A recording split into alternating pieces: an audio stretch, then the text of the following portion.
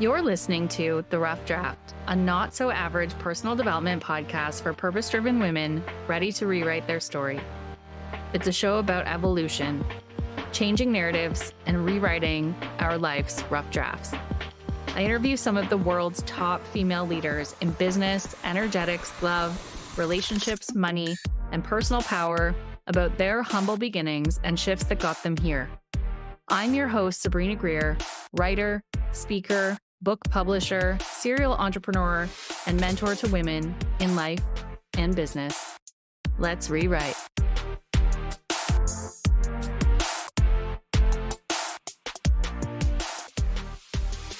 Hello, everyone, and welcome back to the Rough Draft podcast. I am super excited for my guest today.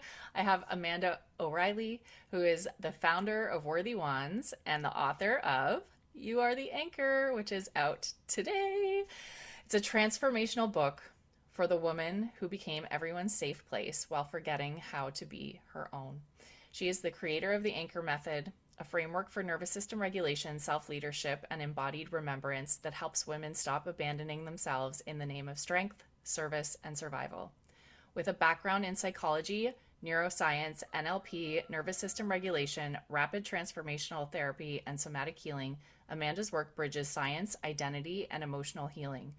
She has been knighted as a dame, named Top 40 Under 40, and recognized as an agent of change in Ottawa, Canada.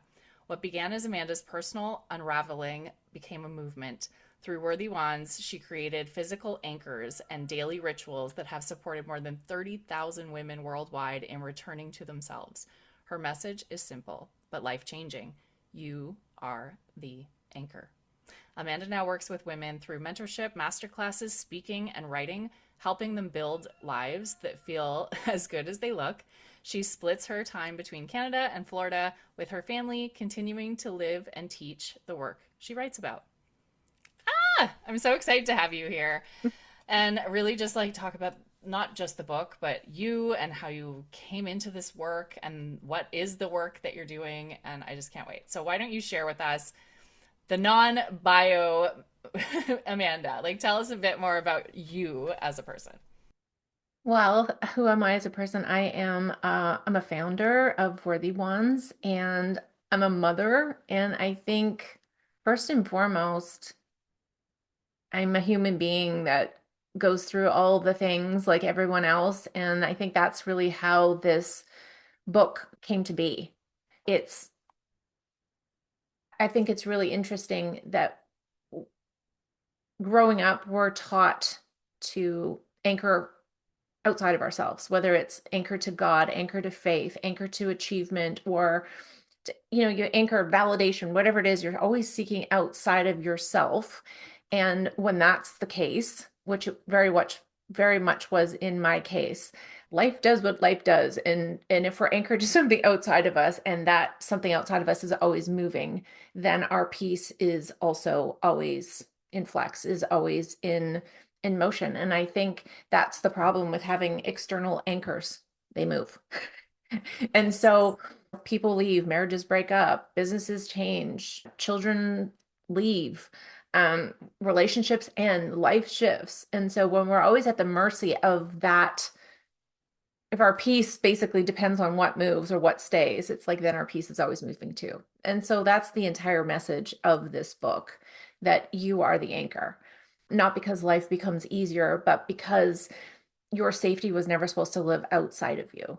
And not because nothing ever shakes, and not because life doesn't get lifey, but because you learn how to stay. And I think that's where the power returns. And I think that's where the inner peace begins. And that's the one thing that I really hope that readers will get from that. It's that there's nothing, you're not broken, you're not behind, you don't need to become something else. It's to be worthy of the life that you want.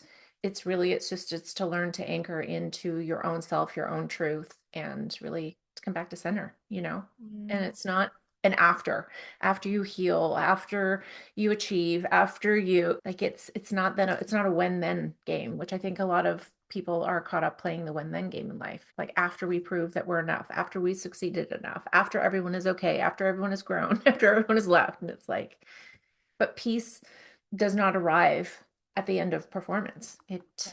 so really Yeah. that's it. I think peace arrives, and the whole message in this book is it arrives the moment you stop believing yourself, and the moment you learn to tell the truth, and the moment you learn to honor what you actually know and stop abandoning yourself in order to be loved, really, at the end of the day. How many of us do that?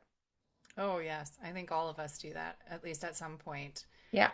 It's interesting because it's a big part of my mission and my message, which you know, and a lot of our listeners know.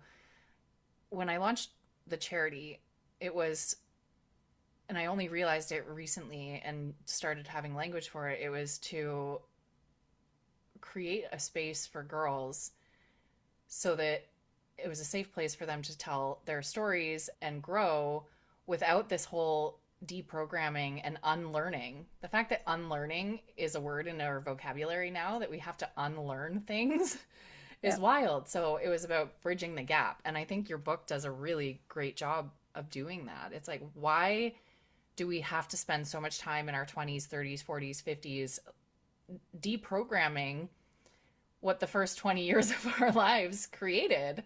It's insane. Like it's wild. So I love that you're really inviting people to look within themselves, to anchor, to find that strength within themselves so that that can radiate outward into Yeah. the world, and then hopefully bridge the gap so that there isn't so much deprogramming and unlearning that has to go on in our elder years as we grow and develop.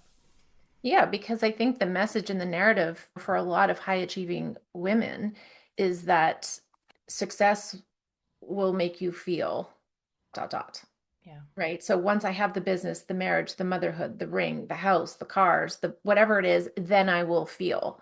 And it doesn't work like that. Success does not regulate the nervous system, and accomplishments cannot repair an identity that's been fractured or built around proving our worth. So your work is so important because a lot of women in our generation have not built success from overflow. They've built success from survival, from learning early that being exceptional was safer than being vulnerable, right? We had to trade authenticity for, like, it was a trade-off. We traded our authenticity for belonging.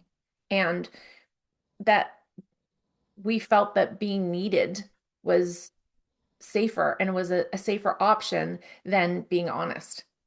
Yeah. And that performing, like if we performed, that equaled, the belonging part, which I think so many of us have struggled with. And we don't understand that it's like we bring our belonging, Yeah. right?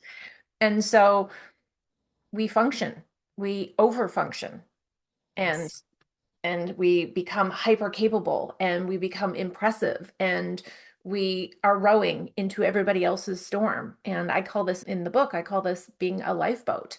And the thing is that everybody jumps in, right? And we're rewarded for that. It's like, how many people can we fit in the boat? How many people can we row? But quietly we're exhausted. And I don't think the issue has ever been about ambition. It was the belief, or at least it was my belief, that love had to be earned through effort and through being Yes. useful. And I think that's the wound. And I think that's why there's so many people that will resonate with the lifeboat languaging, because we were praised for the rescue. We were praised for being dependable. We were praised for being, self-sacrificing. We were praised for holding everybody above water. And somewhere along the way, we lost ourselves, and it became erasure, really, self-erasure. And we became the lifeboat. And everyone just climbed in, and everyone survives because of us, and everyone calls us incredible. And yet we're just like, we're drowning. Yes. And the problem is not like we can't swim. What the problem is that when that strength becomes our identity, Yeah. we row harder. Yeah. Well, And and I we and nobody can swim forever. Nobody can know, row forever. It No. doesn't matter how strong you are, right? No, and It's even like like a lifeboat is used, it's a temporary vessel, used for emergencies. It's not meant to, to be a lifelong vessel. It's in the state, in emergencies, you go into a lifeboat and you go and you rescue. And so that's we're why I never meant love to this be. analogy so much because you can see it, you can picture it. It's a very easy way to visualize it. You also Yeah. speak about what the preference is to being a lifeboat, which is being a lighthouse. Do It's you want to being the, share? yeah, it's being the lighthouse. Like that's the thing. And I sort of said, like, how come no one ever told us we were born to be lighthouses, not lifeboats, right? Rooted and still and confident and leading from embodiment, not exhaustion, and shining so bright that other people are saved or can come towards our light and then save themselves. Because I think this is where we get it wrong, or at least I did in my case. I felt responsible for everybody, and you can't be responsible for everybody. And so that's the lighthouse analogy is a lighthouse doesn't abandon her rock to go save the boats. She stays rooted, still certain, shining, and then that spotlight is what steers the vessels in, if you will. It's not about rescuing everybody, but showing them what it looks like to return to ourselves and what it means to sort of be anchored in ourselves and stay rooted.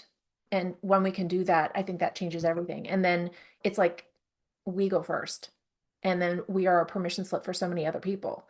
And so that's why I love with the work that you're doing, it's that you're giving the younger generation this language where they get to be the example. They get to sort of stay anchored in themselves and shine unapologetically and take up space, right? And in my book, I call like, there's a part in the book, I won't give it away, but it's audace, which means like audacious and bold. And that's the goal. But I think with our generation growing up, it was like, how very dare you be Yes. audacious? How very dare you take up space? But that's the goal. Yeah. It's like go be bold, go be audacious with your dreams and your vision and your mission and your movement and your medicine. Like it's like go be bold. Yeah. So yeah.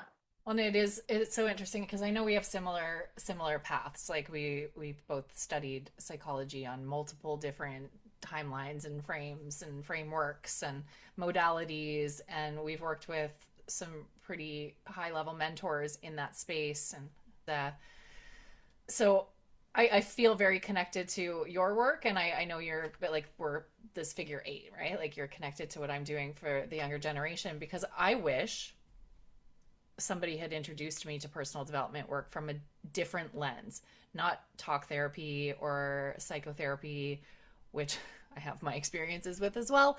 But this idea that it's all internal and we are simply plugging into external sources to activate certain levels of our subconscious and creation. So I wish somebody had introduced that to me when I was younger because I do. I feel like I woke up when I was introduced to personal development work in my 30s, and it imagine that would have been 10 years earlier, 20 years earlier as a young person growing up in this atmosphere. So I do believe that the work that we're doing on the planet, you, me, the other people in our world around us, in our atmosphere, this is big work that we're doing right now for the next generation. I always say we are the ancestors of the future, and these girls are the women of the future. So, how can we bridge for them the work that we wish we had access to then? And I do believe that is our job. It's our job as parents, it's our job as mentors, it's our job as teachers, it's our job as leaders in all of the spaces that we operate in. So Yeah. I think that having books like this, we only publish, as you know, but we only publish 16 books a year. And we're very mindful that those books are supportive of this. I believe that the books that we're publishing are legacy work for centuries to come. Like the way women are heard in the world 10 years ago versus the way women are heard in the world now with the knowledge and wisdom that we have access to. I think it's so important for the future to publish these books now that have these messages and modalities and methods that could really change the way we think.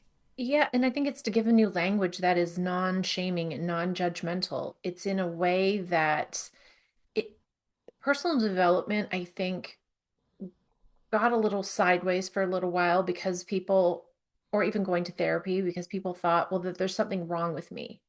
Yeah. But you don't think there's something wrong with your child that is developing their self through the educational system. It's Yeah. like they're developing, they're learning a new language, they're learning how to write, to read. And so this is what I believe personal development is, the development of the person. Yeah. And so we don't know what we don't know. And I talk about this a lot in the book. I say, like, there's a lot of myths that were handed down to us. And we took on these myths as truths. And I bust those myths wide open. And it's like, let's tell a truer truth, Yeah. right? Because once you can tell the truth to yourself about yourself, and you can start to pull things out of the blind spots, and you could look at it through a different lens with a language like the lifeboat, that's non-shaming.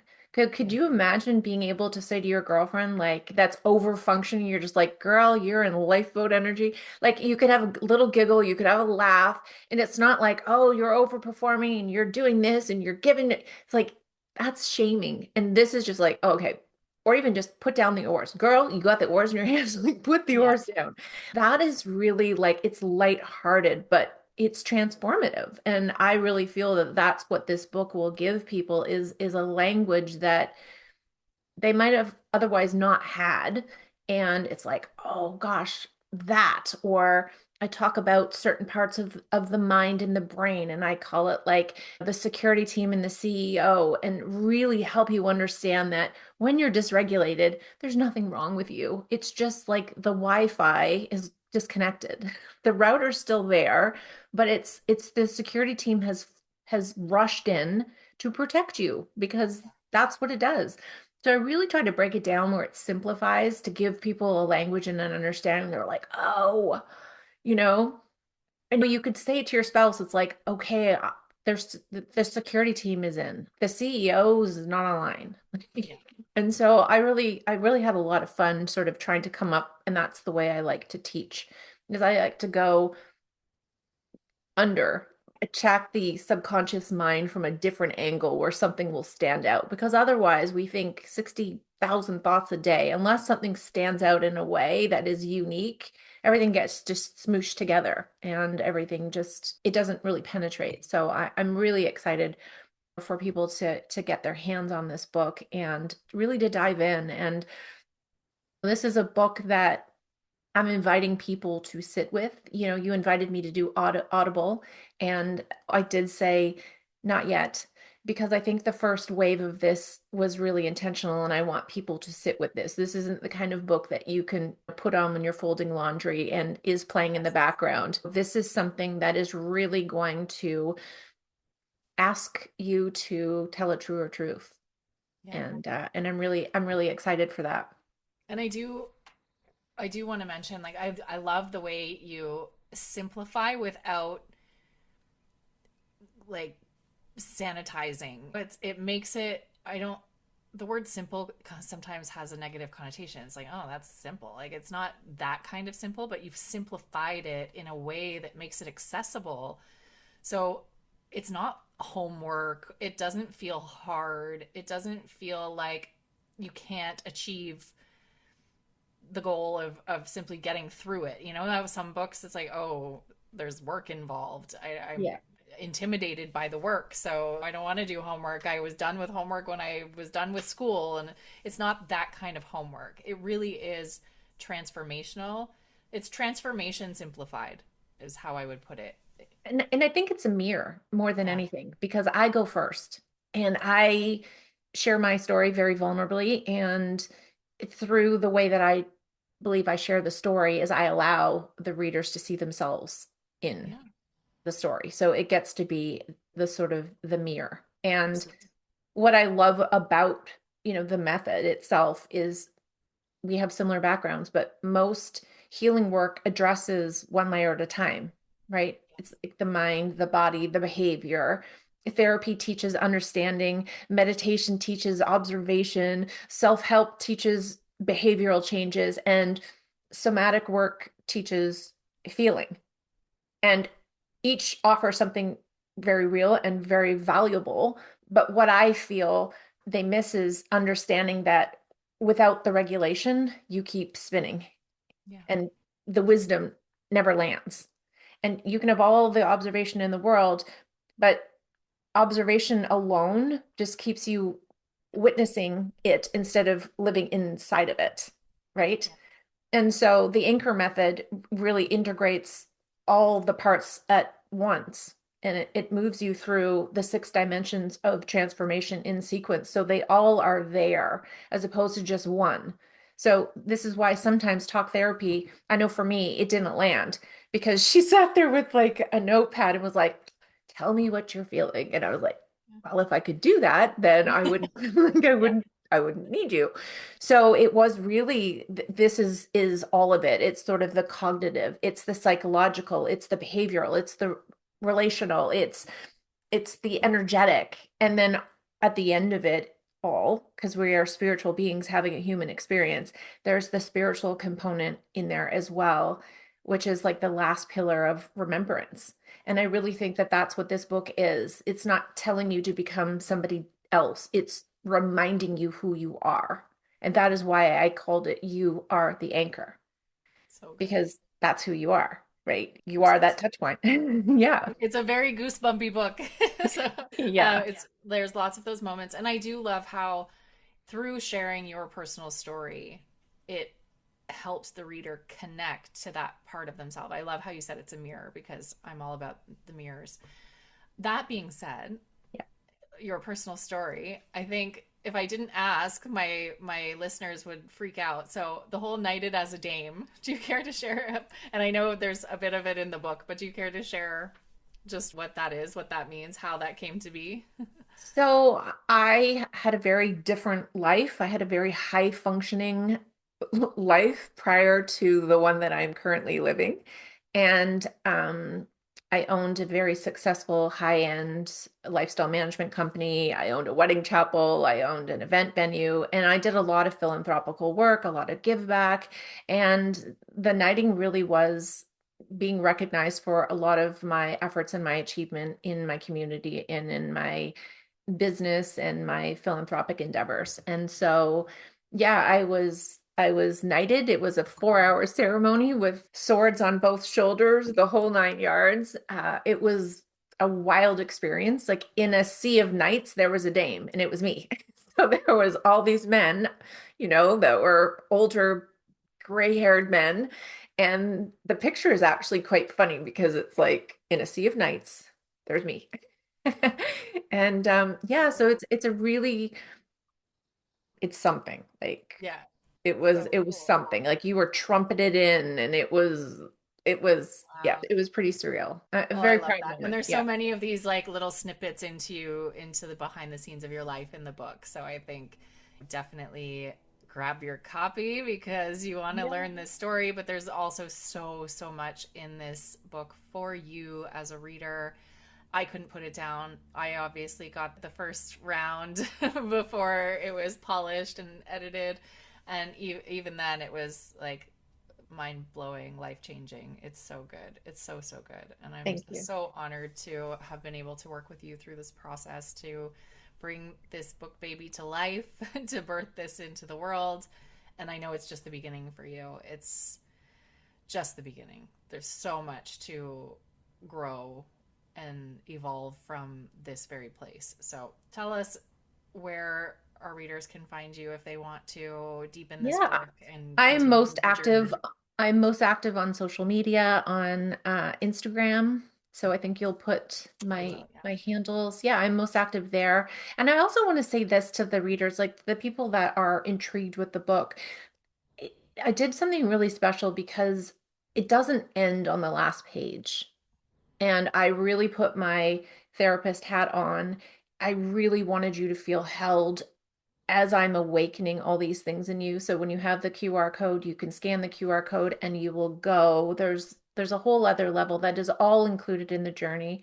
for deeper anchoring, the reflection, the pillars. There's also um, a book club if you want to bring this into your community, you want to share this with sisters. I think this is a book that you read alone, but then this is a book that you have conversations about in circles.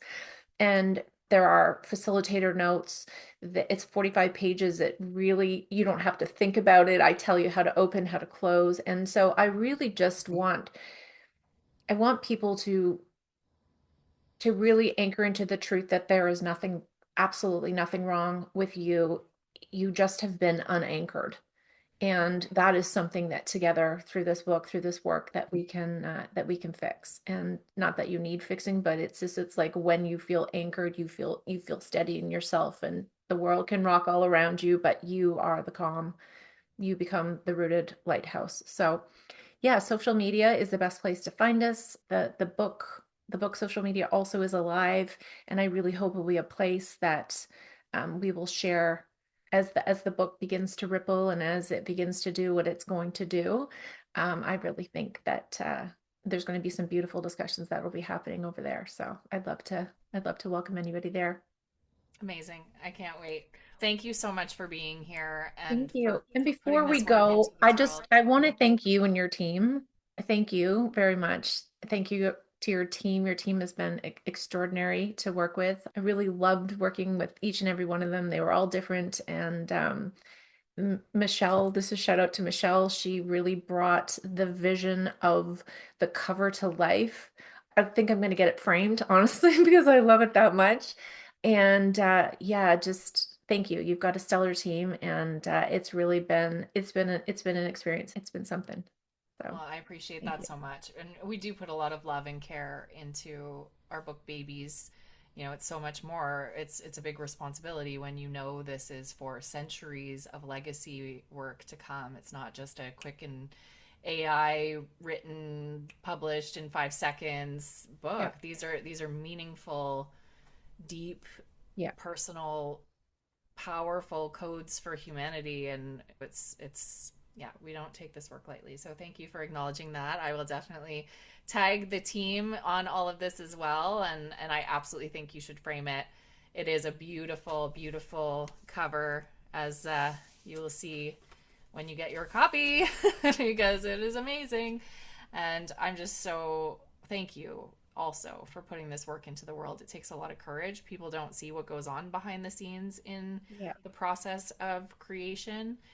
It's intense, you know. There was moments where you reached out to me going like, what are we doing? This is wild. Like, I don't know if I can do this. And there's high achieving women like ourselves, we go through this process, and I see it with every single book we've ever published. So it's not unique to the individual, but when you're putting yourself on the line, the vulnerability required, the courage required, the power, personal and external power that's required to bring a project like this to life, it is not for the faint of heart. So thank you, not just for trusting me and my team, but for actually doing this work in the world, because you do create a ripple when you do this work, and it's Well, I'll beautiful. tell you what, like I use my method Yeah, I'm sure you did. more times than I can count. And I'm like, Mm-hmm. okay, I had to walk myself through the steps because it's not for the faint of heart to put your life story out for the world to have an opinion on. So, Yeah.